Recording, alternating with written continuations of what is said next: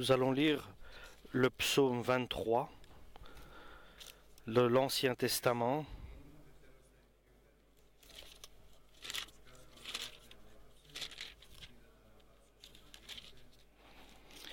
Le Seigneur est mon berger, je ne manquerai de rien. Il me met au repos dans des prés d'herbes fraîches, il me conduit au calme près de l'eau. Il ranime mes forces, il me guide sur la bonne voie, parce qu'il est le berger d'Israël.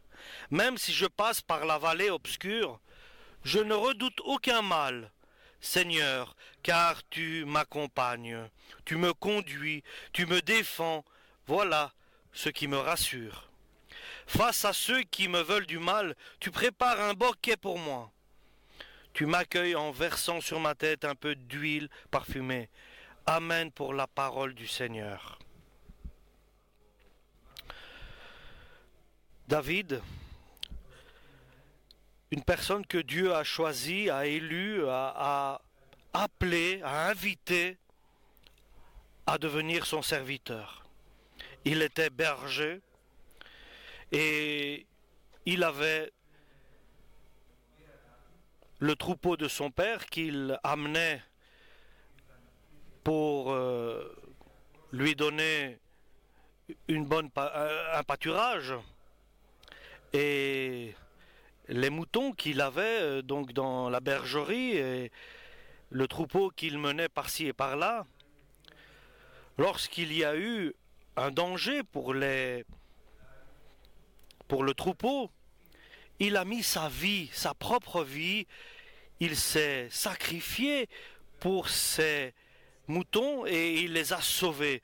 Et il s'est battu contre un ours, un lion, et personne ne pouvait imaginer qu'un enfant, 15, 16, 17 ans, que le père avait laissé à garder les moutons, il était capable de protéger et d'assurer les moutons qu'il avait dans son troupeau. Et Dieu était avec lui. Et il a dû affronter un lion et un ours. Et Dieu lui a donné la force d'être vainqueur sur ces animaux. Et cela, bien sûr, pour David, c'était une expérience inoubliable. Et il sait ce que veut dire que Dieu est avec toi. Alléluia. Et il a aussi compris ce qui signifie d'être un pasteur et d'être attentif et passionné à ses moutons. Et ainsi, lorsqu'il a grandi et Dieu a vu que le cœur de David était selon son désir, selon sa volonté, et Dieu était avec lui. Et David lui-même savait que Dieu était avec lui.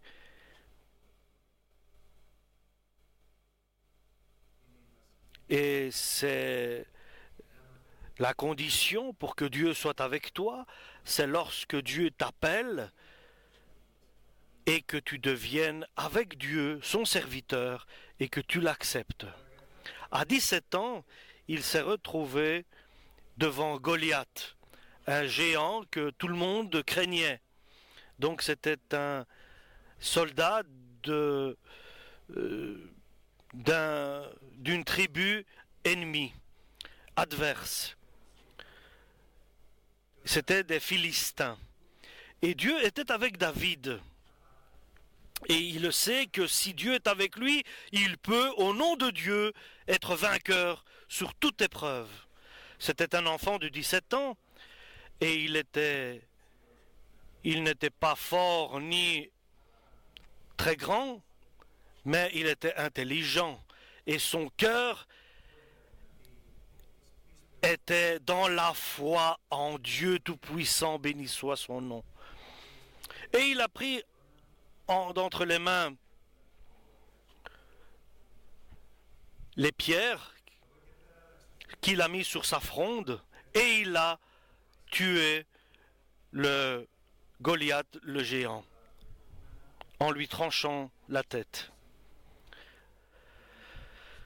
Et Dieu était avec David. Et il a été sacré. Il a été sacré roi d'Israël. Et il a accepté cela lorsque il a été lorsqu'il a été sacré par le prophète.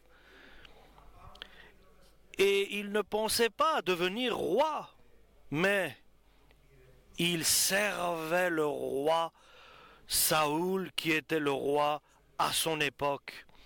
Il servait ceux qui étaient à cette époque, à son époque, plus élevés que lui. Et il fallait que le temps arrive pour que les promesses de Dieu s'accomplissent. Et nous savons que tous, nous avons besoin de patience dans la vie avec Dieu. Pour que les promesses de Dieu s'accomplissent, nous devons être patients et attendre et garder la foi. Et pour le chrétien, une arme, c'est la patience. Et bien sûr, David a utilisé cette arme. Il savait qu'il ne pourra pas vivre sans la patience.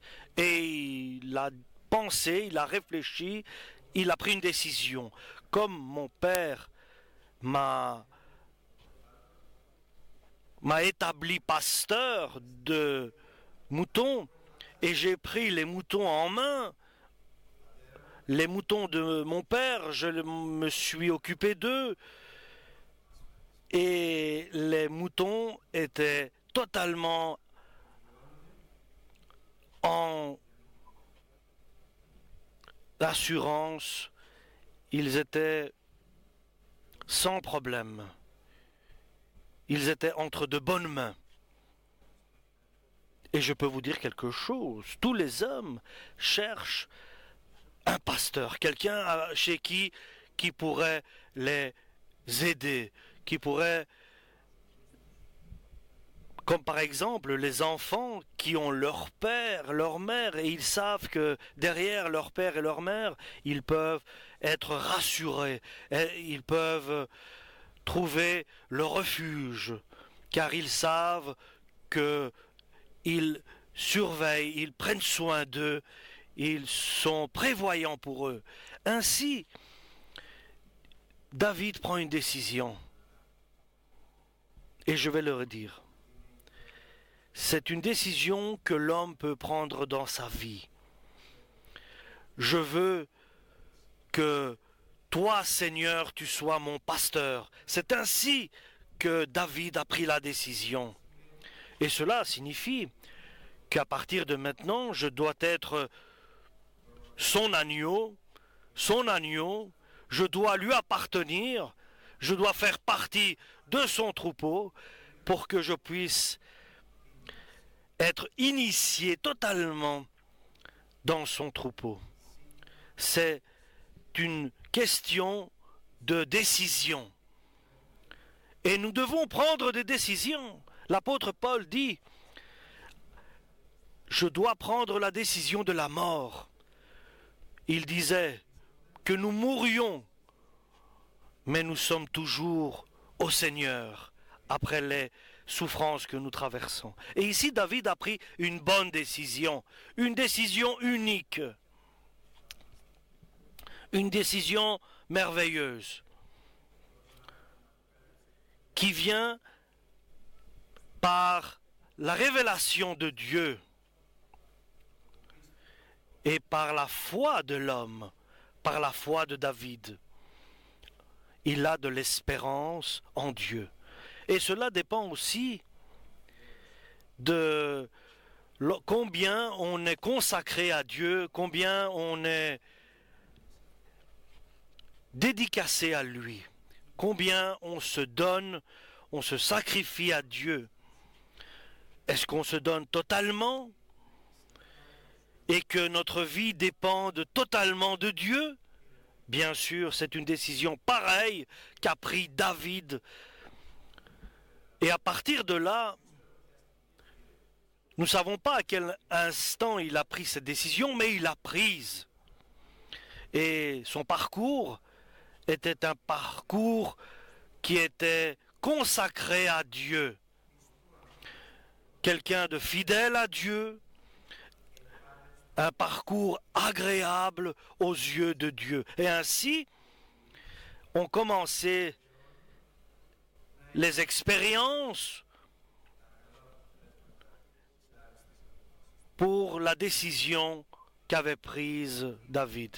Le Seigneur est mon pasteur, parce que je suis un agneau de son pâturage, de son troupeau, il me manquerait rien. Il me manquera rien. Je ne manquerai de rien dans ma vie. Car j'ai pris cette bonne décision. Le Seigneur est mon pasteur. Alléluia. Et c'est une question de décision personnelle lorsque cela est prise. Oui, c'est une décision personnelle en disant le Seigneur est mon pasteur, c'est pour cela je ne manquerai de rien. Alléluia. David l'a cru, il a accepté cela et il a vécu ce qu'il a décidé. Et il a bénéficié de la présence de Dieu. Et il a vécu avec des expériences uniques. Et il confessait en disant, lorsque j'étais fatigué, et dans le corps et dans l'esprit, j'étais fatigué, le Seigneur est venu et il m'a donné du repos dans des pâturages fraîches. Avec assurance et garantie, j'étais là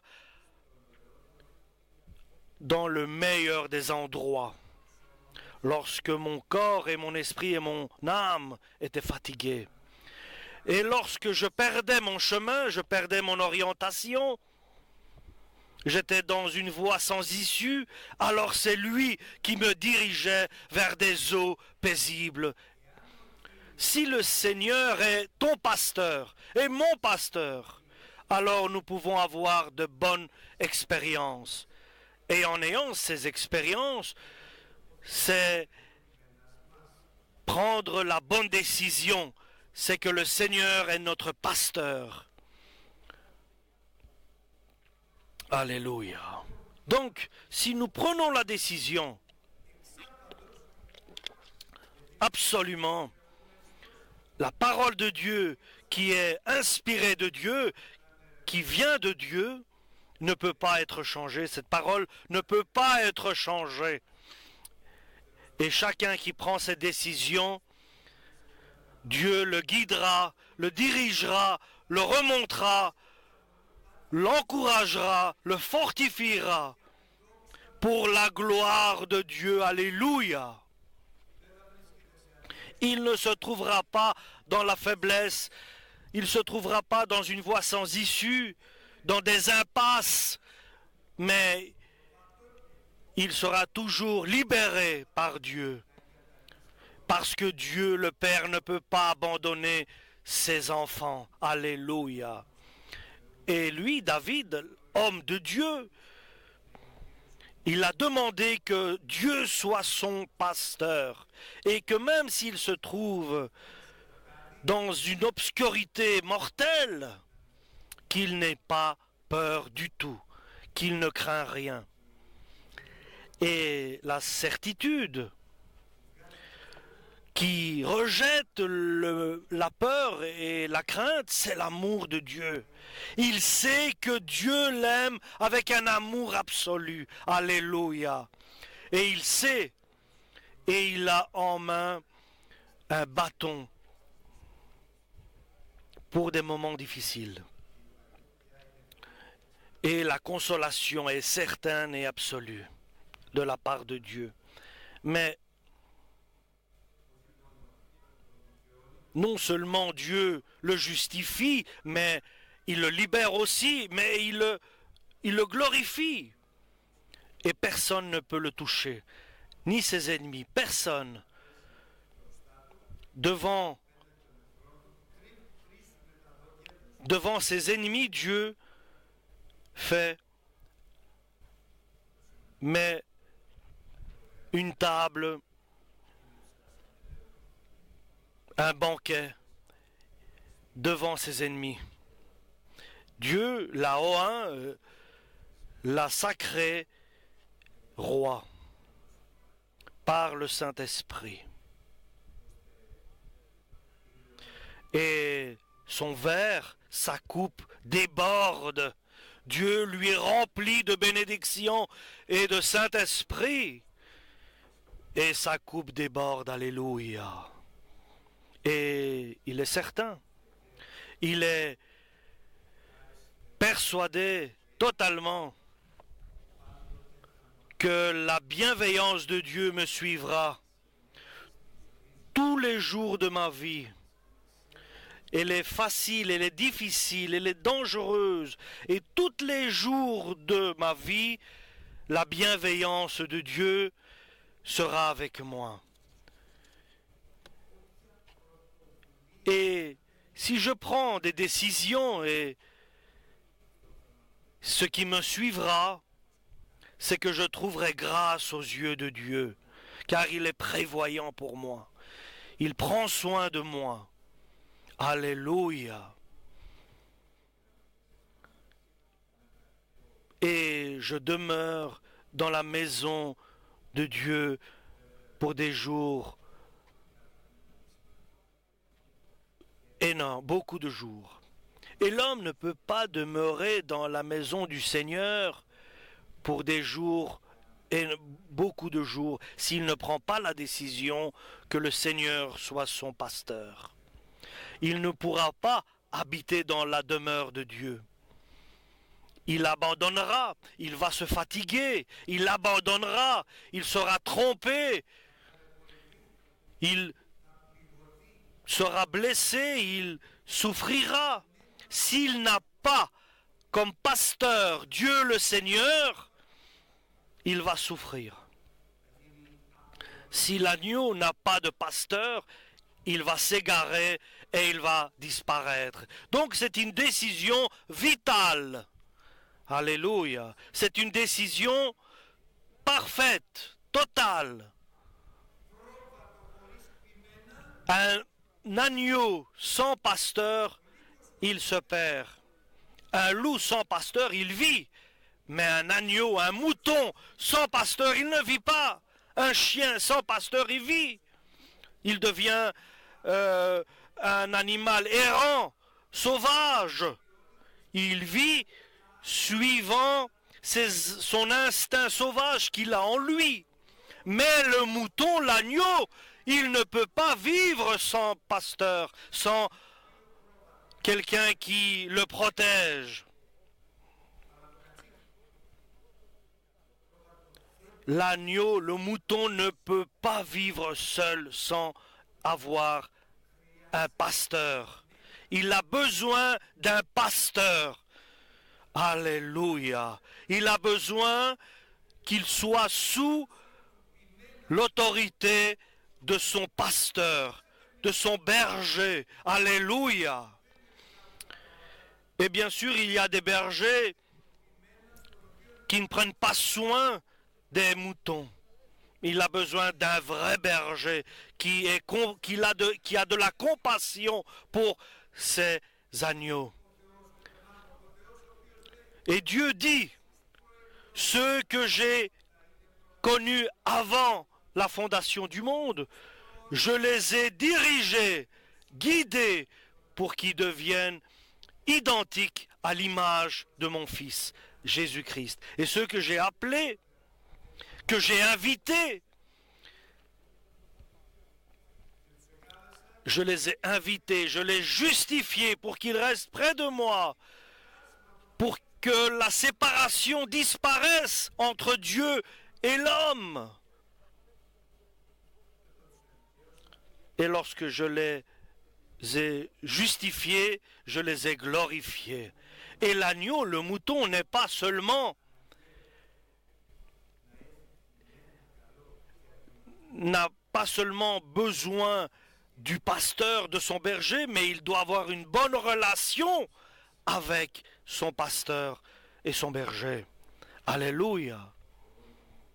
Et cela est éternel. C'est une relation éternelle entre nous et Dieu. Alléluia. Dieu a un bon projet. Il va nous le révéler. Il veut qu'il soit ton pasteur, ton berger. Il veut que nous soyons à lui, que nous lui appartenions et qu'il soit notre bon berger, celui qui est prévoyant, qui prend soin de nous. Alléluia!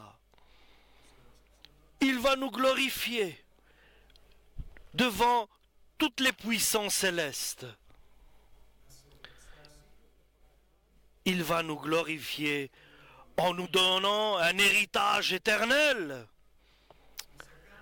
Il va nous faire, à partir de maintenant, un enfant à lui et héritier, co-héritier de Jésus-Christ, de bénéficier pour les siècles des siècles la gloire royale, divine, par Jésus-Christ.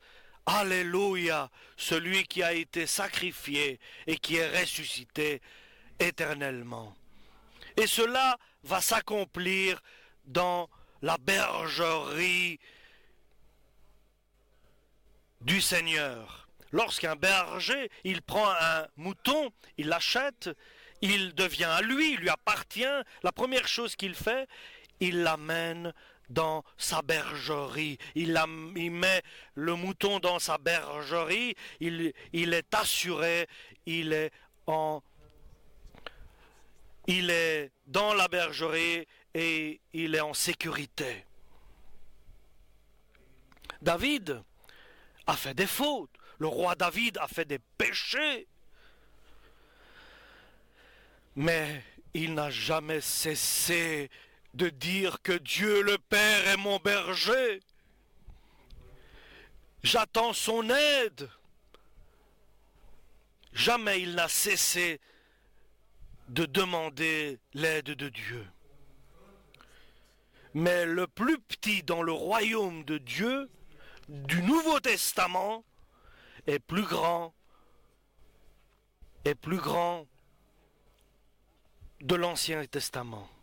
Si Dieu a glorifié David parce qu'il a pris cette décision d'accepter le Seigneur, pasteur en tout point, dans l'Ancien Testament, c'est-à-dire dans l'époque où il n'y avait pas le Fils de Dieu, l'agneau qui ôte le péché du monde, combien plus et meilleur et plus grand de ce qu'il a fait à David, il fera. Si aujourd'hui, en partant, nous avons pris la décision de lui appartenir. Alléluia. Et nous demandons, avec une décision ferme et certaine, en disant à notre Père éternel, et on l'appelle Père parce qu'il nous a révélé Jésus-Christ, son Fils, par la grâce et par la foi qui nous sauve. Donc nous disons, Père, nous désirons que toi, Éternel, que tu sois notre bon berger. C'est à toi que nous appartenons, et toi, de nous diriger. Que toi, tu sois notre bon berger et que tu nous diriges. Nous voulons avoir un pasteur. Nous voulons avoir un berger. Nous voulons avoir notre Dieu. Alléluia. Nous te remercions, Père, au nom de Jésus-Christ.